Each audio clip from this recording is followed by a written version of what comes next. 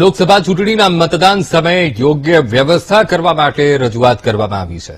પ્રદેશ ભાજપ પ્રમુખ સી.આર. પાટીલે ચૂંટણી પંચને લેખિતમાં રજૂઆત કરી છે. મતદાનના સમયે ગરમી વધવાની શક્યતાએ પૂરતી વ્યવસ્થા કરવા માટે રજૂઆત કરી છે.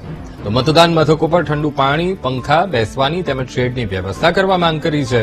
મતદાન પર અસર ન પડે તે માટે પૂરતી વ્યવસ્થા કરવા માટે રજૂઆત કરી છે. ચૂંટણી પંચે શેડ, પાણી તથા ઓઆરએસ સહિતની વ્યવસ્થા કરવાની ખાતરી પણ આપી છે. મતદાન મથક પર ઇમરજન્સી સેવા માટે એમ્બ્યુલન્સની પણ સુવિધા રાખવામાં આવશે.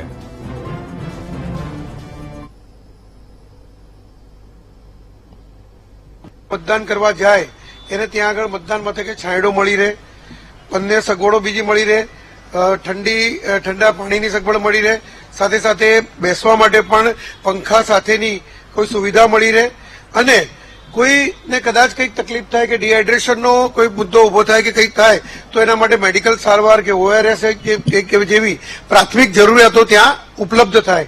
આ અંગે ચૂંટણી પંચ વ્યવસ્થા કરે આવી રજૂઆત ભારતીય જનતા પાર્ટી ગુજરાત પ્રદેશ અધ્યક્ષ સી.આર. પાટીલ સાહેબે 29 એપ્રિલના રોજ ચૂંટણી પંચને કરી હતી.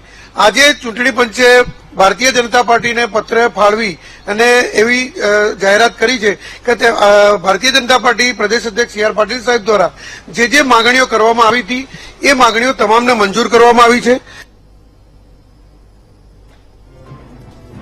તો પ્રદેશ ભાજપ પ્રમુખે ચૂંટણી પંચને રજૂઆત કરી છે. મતદાન મથકો પર પૂરતી વ્યવસ્થા કરવા માટે માંગ કરી છે.